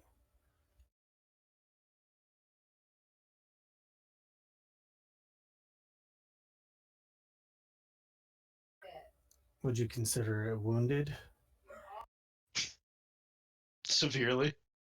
All right, well then, damn it, I will go with something different.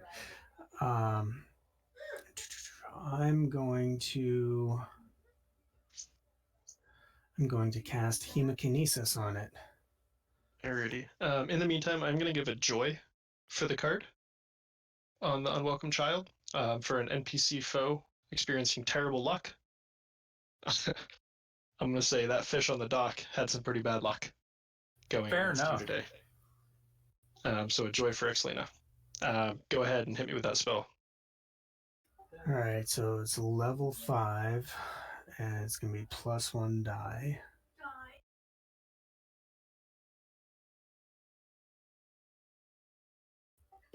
There you go. And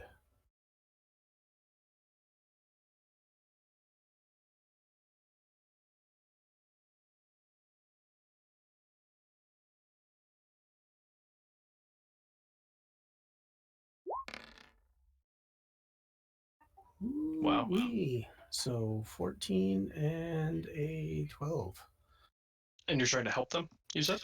Yeah, I'm going to try and help it out, give it a little bit of healing mojo, and then as I'm trying to do that, kind of kick it back in, like not really kick it, but kind of slide it back into the water. Yeah. So thankfully, here with the Tranquility Pool, the best way to heal these specific creatures is to actually get them back into the water. So with that spell, the blood that still courses within the Murdana, almost as if an internal puppet, kind of convulses a little bit and shimmies off the edge, slipping in, tail following back into the water, and the other 2 Murdanas dive back under, and you can see them grab the body and off. I'm going to look over at Xlina and just be like, see, that's how you do it.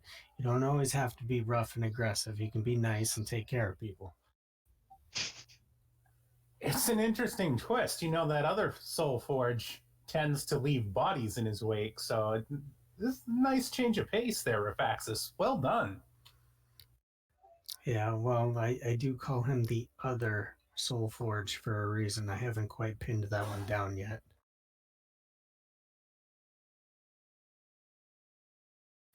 Well, we got what we came for. We need to get on to the library while we still have time.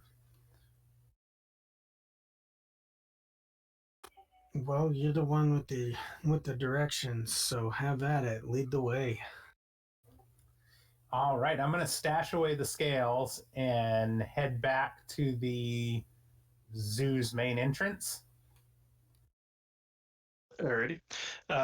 You guys get through without much issue. There's a few creatures that kind of give you nods. Some of them do like a little jig for you as you're passing, almost like entertainment. And I'm actually going to keep the same card effect as before because it was specific to the landscape narrative, and say that your guys' traveling time between these places is going to be next to nil. It's almost like you take a few steps, you start a conversation. By the time that brief conversation is over, you're looking at the door to the next place. And you were looking library.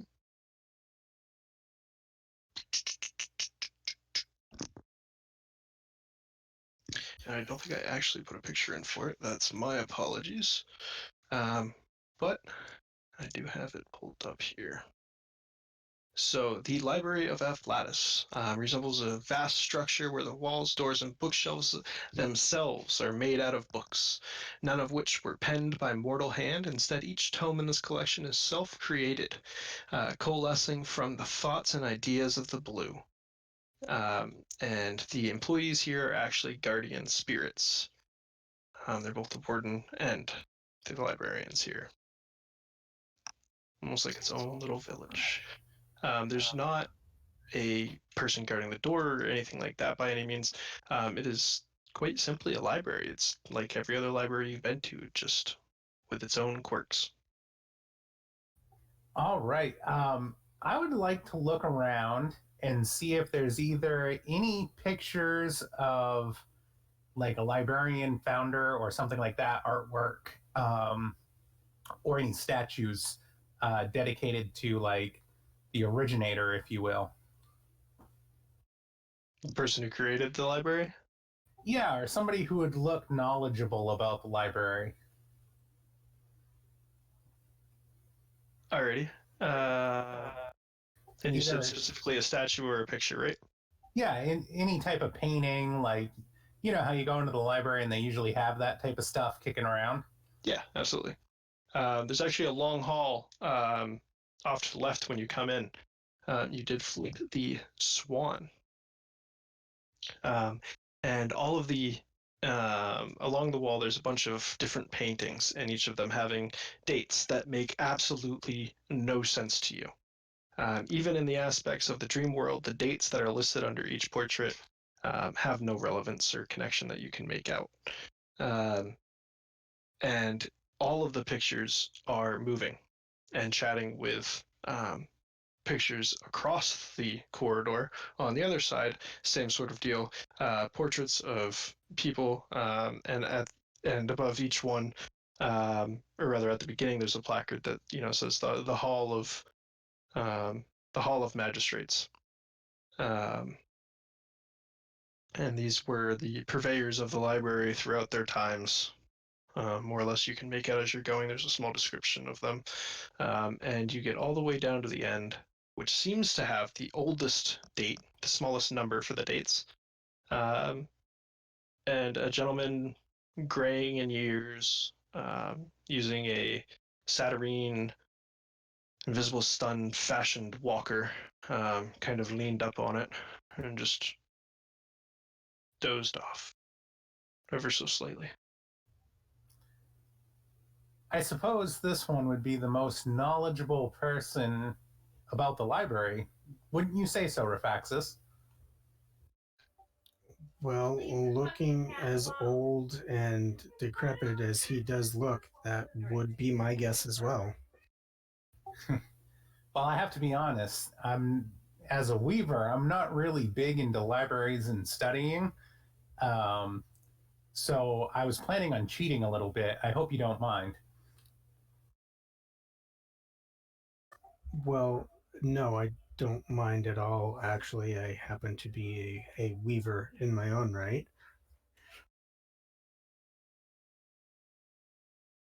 When this oil is applied to a statue, the statue animates. Level 4 creature when applied to a painting or leaps out and animates as a level 4 creature. Obeys your commands but cannot leave your sight.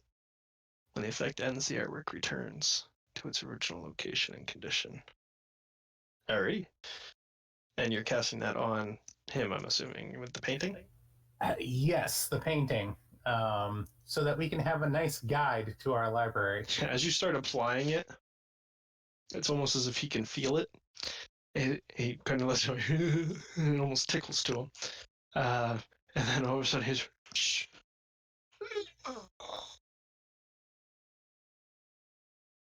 Hello?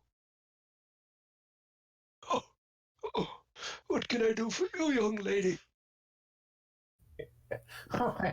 you, you sound like Dick Van Dyke playing the old guy in Mary Poppins at the bank. It's great.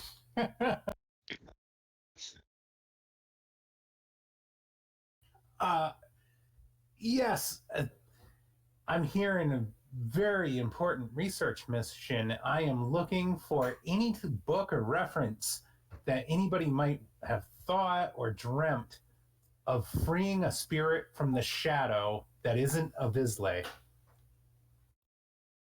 Things coming back from the shadow that are not of Fisley.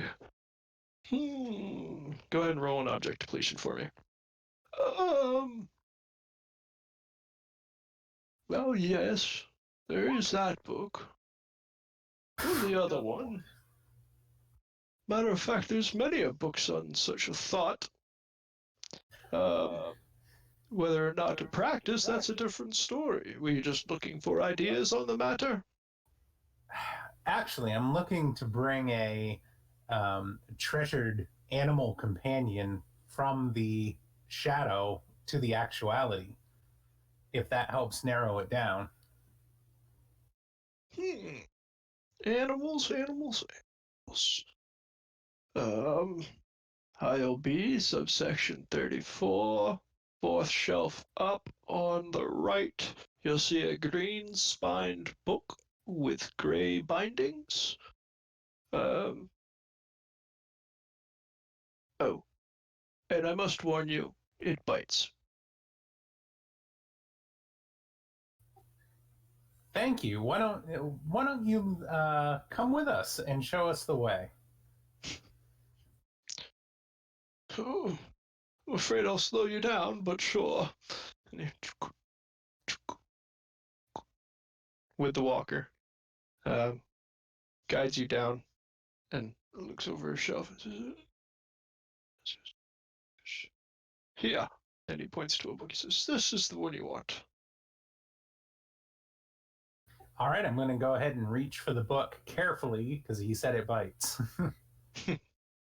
Yeah, as you pull it off, you can actually see that the end bindings on the book actually have latches that come around the page ends, and there's three of them. And I mean, they're just a turnbuckle to release, but they are strapped on, so the book will not budge. It's a very solid, hefty book. This is, if you check it out, make sure you bring it back. The people here are rather stingy about that. Well, at least they were back in my day. I'm afraid it'd probably be destroyed if we brought it back to Saturnine, so we're going to have to read it here. Is there a spot nearby where we could do research? Maybe some open tables or anything of that nature? Yeah, absolutely. Right this way. Roll a depletion for me.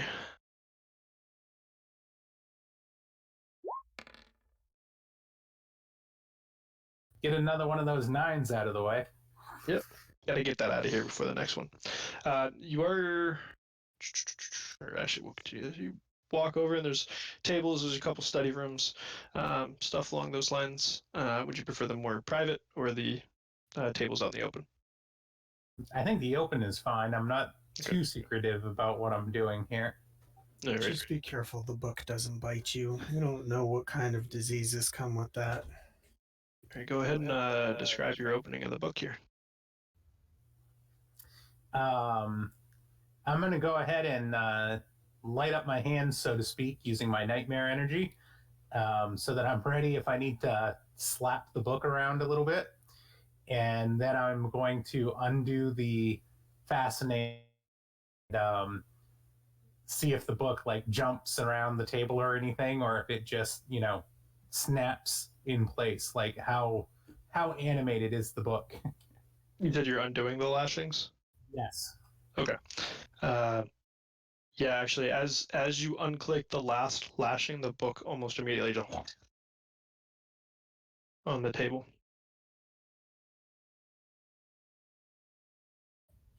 And you can see like underneath the last lashing, there's almost like an upper gums and teeth on both ends of it that come out, and there's a like spiked teeth. I'm gonna cast a cantrip. Okay. I have the cantrip Sweet Slumber. You cause a person to sleep peacefully, even in loud or uncomfortable conditions. And I'm going to try to put the book to sleep. Alrighty. Make your roll. I'm gonna add 2 to the difficulty for this, for the fact that it's not a person per se. It is more of a thought or idea. All right, that sounds like a deal. Let's see how it goes.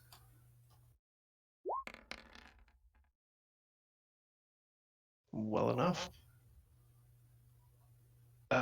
The book itself starts, from its chattering, kind of bubbling around on the table to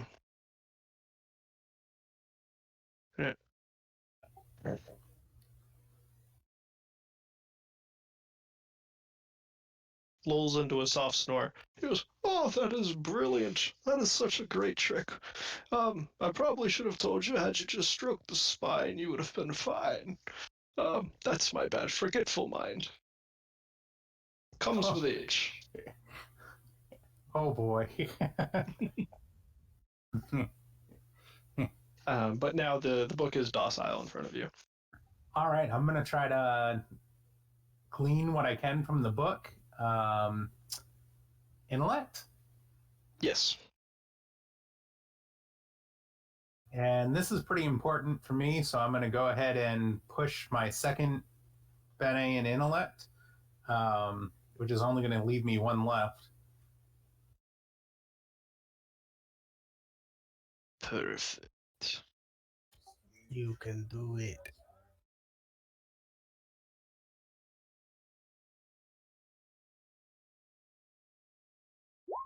And I believe. Oh no! And what is the swan for its family there? It's a companion, right? Yeah, companion. So duplicates previous played card, right? Right, and so that's going to duplicate the unwelcome child for the whole thing, right? Yikes. Yikes is right. Yep.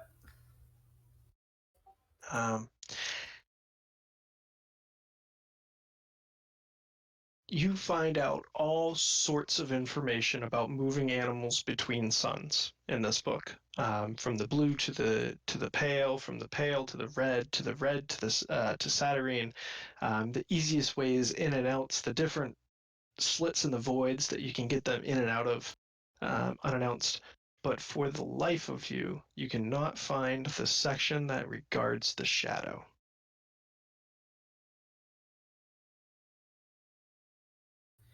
Yeah, I'm gonna huff in frustration and look at the old man. Do you want another depletion check on him? Yes, please.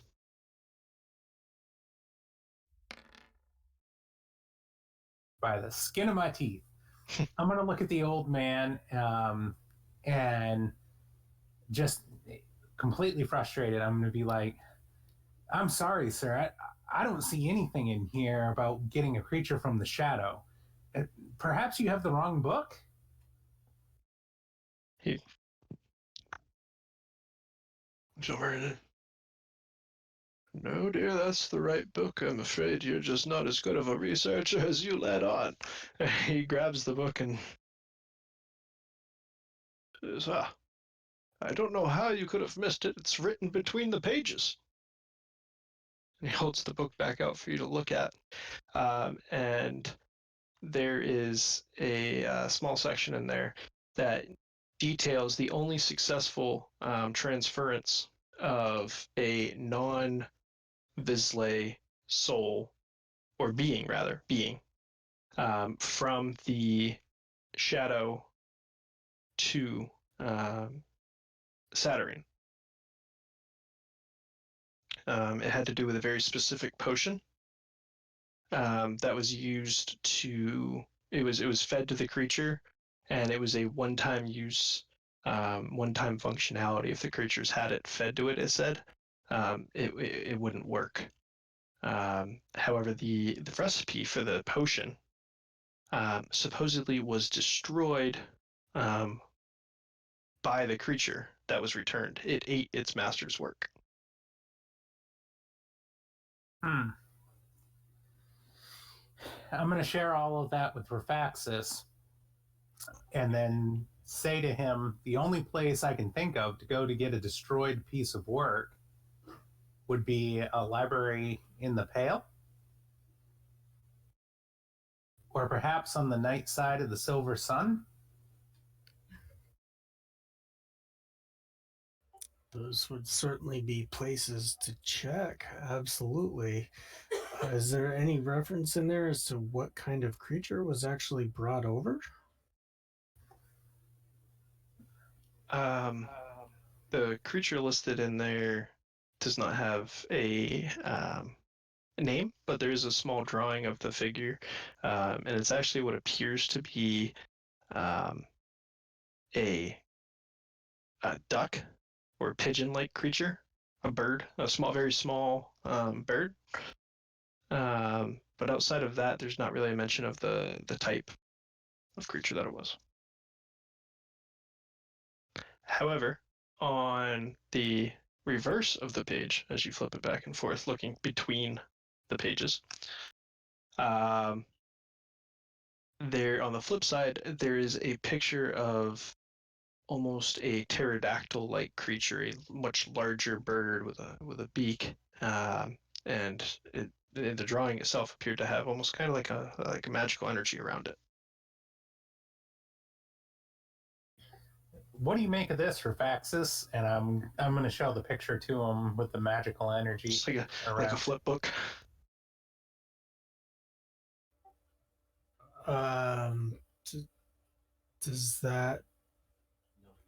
I don't know. I look at that and it leads me to think of a before and after thing. It's transitioning from one to the other. So you think it was perhaps like a smaller version of itself, and then when it came to the actuality that we know here in Saturnine, it turned into that larger thing? That, on first inspection, just not knowing anything about the creature that was brought here, that's the first thing that comes to mind. Hmm. I don't know. I don't know what else it would be. Well, we could perhaps show this image to the caretaker of the zoo. She's seen everything that's ever been thought or dreamt of. She might have some input on what exactly this thing is. I think that would be a wonderful idea. I was going to recommend that when you found that picture. If anybody's going to know, like you said, she did say anything and everything that's been has been there. So that seems like the best route to take. All right. I am going to thank the curator for all of his help, and then allow the artist's intent to deplete so he can return to his painting. And it was so lovely to find another researcher in search of thought and ideas. Says that is what we're all about. Drifts back to his painting. Um,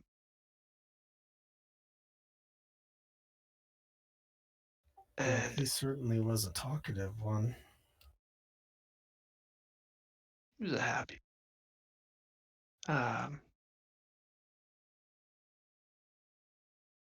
so you guys have the idea that you'll need to stop back by the zoo at some point. Yeah, I think we'll have to stop back by the zoo. Yep. Alrighty.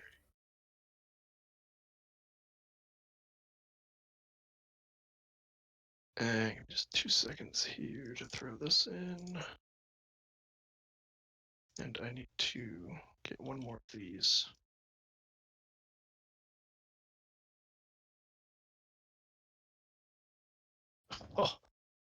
Oh, this is one of those cards that displays the wonderfulness of this game. As you guys, put the book back on the shelf, as it is, not necessarily recommended to check books out of this place. Um, you both make your way out, and as you exit the library, I'm gonna drop this card, Forgotten Prisoner.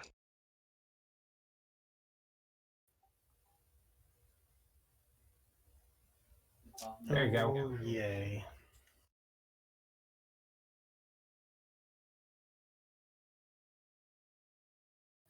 Very familiar with the Forgotten Prisoner. And standing in front of you all, not really recognizable to either, is the visage of a dwarf that you've read about in books, with a great white beard, holding a shield and a mace. And he looks at both of you, says,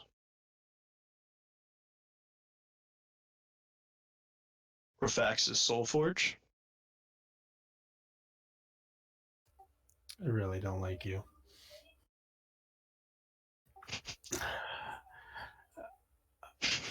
I'm just sitting there staring like, how is this even possible? What is even going on here? I'm gonna walk up, not realizing anything about it, and be like, "Isn't that funny? He has the same name as you." There's a reason why he has the same name as me. This is me. How is this even possible? Says, a common friend of ours has sent me to retrieve you. A piece of her has been trapped, and you must come to retrieve it. Trapped where? In none other than the Delusion Institute.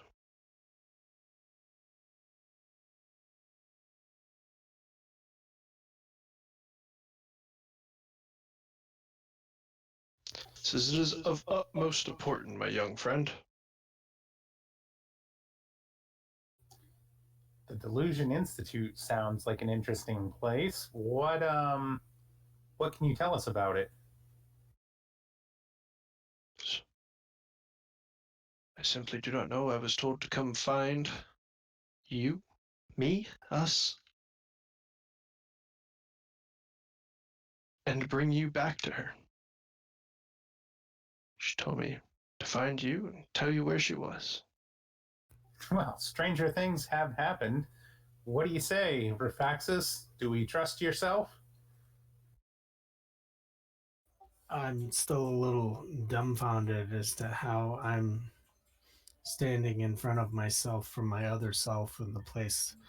But I'm going to, obviously, if myself is telling me that this is the direction we need to go, then absolutely, I trust myself.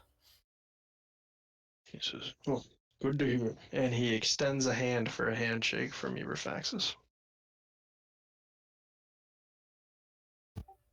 So I'm going to instinctively I trust myself. I'm going to reach out and shake his hand as well. Alrighty. As you embrace, your mind goes blank. The area around you disappears into blackness, and all of a sudden, greens and browns start sprouting up from the ground. The gate, or the famous gate, Frost Gate, is standing before you. You find yourself in the realm of Terranoth, standing there, talking to Savril. And it's almost like you're lost in a moment. And just like that, everything closes down, and it reopens with you on the cart next to her, driving the reins, as you guys are traveling through the woods, and that scene closes. And it opens again with your first meeting of her. And in a moment, that is guard, gone. and you're face to face back again with yourself, sure in the fact that you can trust this.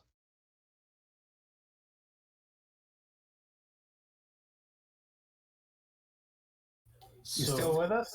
So am I? I'm standing back there with Xlina and myself, right? Yeah, it's for you, Xlina. It's like the snap of a finger. One like of the handshake is all it takes for all that to happen for him. Gotcha. I'm going to look at myself and just like, I was told I was never getting back there. How did that happen? And turn to Xlina and be like, I saw home. And that is where we're gonna end the session. Bag of dicks. Nicely done. We're definitely gonna do another side session, whether it's flashback or not, to finish this up, because there's still a good bit of unfinished territory that needs to be chartered here on the Blue Sun. But I am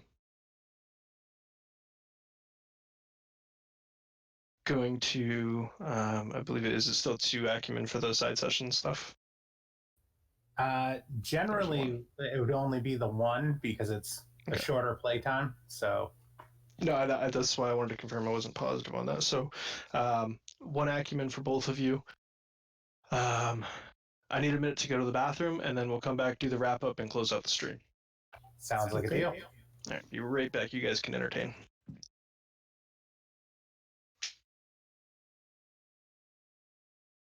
Yeah, I think you guys are doing this intentionally. Doing what? Messing with your character? Never. Yeah, 100%. Want to say thanks for everybody watching out there on the stream. We had a lot of fun tonight, and definitely props to Lucas for, stepping up and getting into that GM chair. It's always fun to have rotating GMs, to have different perspectives and, just allow different things to happen in different storylines. So it's great to have somebody else trying out the seat. What do you think there, Raphaxus? I definitely agree. This has been one of those situations where these are 2 characters that have only ever been in the same place, just in passing or in a brief, very brief interaction.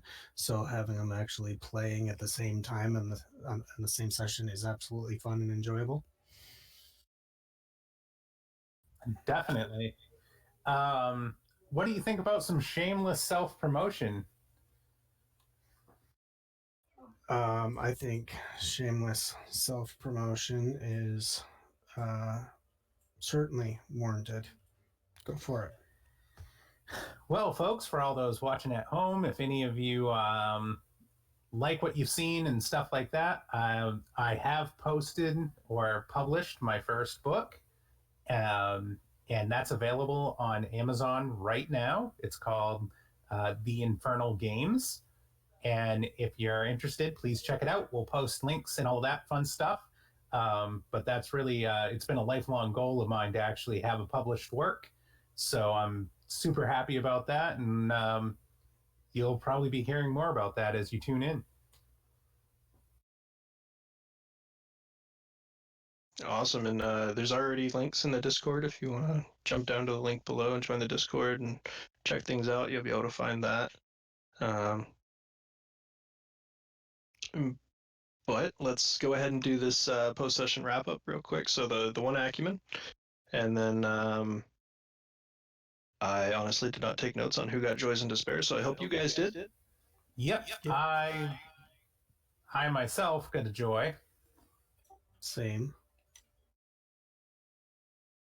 That's great news. And then we also had the Wiki Key gained and the Ephemera item gained as part of card flips.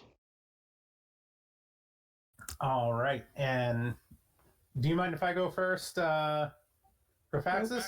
Go for it. All right. So I have the New Discovery character arc, which I named Bringing the Dream to Life. And I have completed the opening, which is draw up the plan for the thing you want to invent or discover. The next step is research. It's a one acumen reward, and you learn what people have done before and recognize where they fell short. Um, and I think between the research that I've done some research with the Dreamery, and now I've made it to this library and kind of have a way to go here or a path ahead of me. I think I have earned that. The next step is trial and error, in which you test your hypothesis. This often ends in mini failures before you get a success, and can be a step that's repeated. So I think we're close to getting to the trial and error part. I don't know. What do you guys think? I would agree with that. I think the research you've done up to this point would put you in a position where you can start trying things, especially some of the items that you picked up tonight, as well as the knowledge you picked up tonight. I think would put you to where you can start trying things.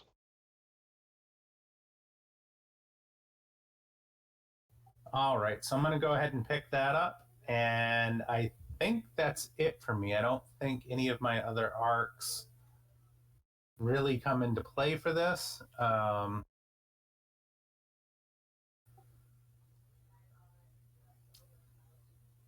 Yeah, nothing else there I think comes into play, so that's it for me. Awesome. I don't have any arcs that have actually been purchased for the quest that I'm on, so I'm going to actually propose two and see what you guys think about the idea. I would like to propose picking up I believe it was the exploration character arc. I'm sorry, explore. Explore. Yeah. Basically, I need to explore all of the different suns in order to find all of the soul shards for Savril in order to put her back together. And then to kind of piggyback and follow along with that, I would like to also pick up the restoration character arc. Should kind of be one leading right into the next. Explore and find the different pieces, and then the culmination of both would be the final step in the restoration arc. So either restoration or explorer is what you're looking for? No, I was looking at both. Oh. Yeah, because obviously you're going to complete one before the other. So you'd start on one and almost get that to full completion before you actually start the restoration arc. But you're going to pay for it and have it. You're just not going to progress on it until you make certain amount of progress on the other one. Is that the idea? Yeah, there are definitely steps that need to be taken. There will be one or two small steps that are done on the restoration as we go, but the climax and some of the multiple step points will happen towards the tail end of the Explorer arc. That sounds good to me. How does it sound to you, Lucas? Yeah, it works for me. I think those will fit perfectly with his kind of trajectory right now. This is kind of his main focus, so it makes sense for him to double up on the arcs for it. Okay, so that's going to be a total of 4 acumen spent on those two.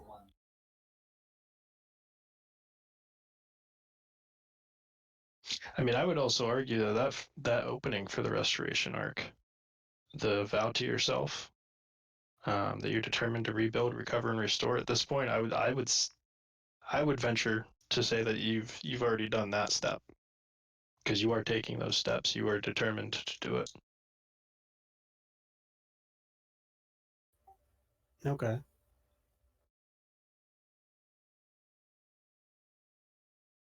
Because the restoration is rebuilding her, right? Am I understanding that right? Yes, yeah, basically Okay. rebuilding her soul. Yeah. I don't know what you think about that, X, but Yeah, I agree with that. I mean, you have that piece, like you know what it is when you're taking it, so I think you're good to progress that one. Um, I'd also say, because I think Raphaxus is light on arcs, that if you wanted to, this would be a great time for you to form a bond with Xlina after this journey. And we kind of bonded over our pets, so to speak, our companions. Um, so this could be a great opportunity if these two travel together to multiple places to form a bond character arc.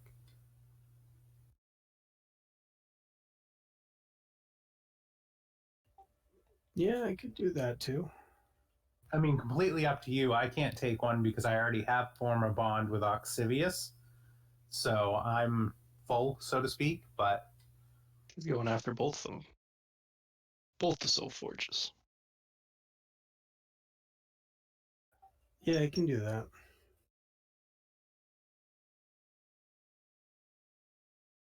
So I'll pick up Develop a Bond, Explore, and Restoration. That'll be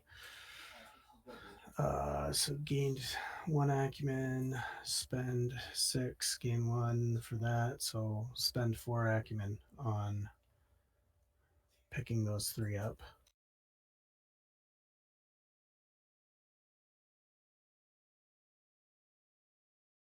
Perfect. And is there anything else for you, Raphaxus? No, that would be it for me. Alrighty. And I do want to, give a shout out to the fact that this is the first time that these two players have been able to play together in the Invisible Sun worlds. that Players, is not characters. So it's really cool that I got to be here for that. It was a really fun session. You guys played really well off of each other. So yeah, you did a great job. Yeah, definitely. Appreciate it. Well, everybody at home, have a wonderful night. I'm good on any more announcements or anything like that. So if you guys have anything before we close out. Just, I'll be running the show this coming Saturday, and we look forward to seeing everybody at 4 p.m. Eastern time for another fun adventure. Anything else for you? Nope, that kind of sums it all up. Alrighty, have a great night, folks. We'll see you on Saturday. Bye.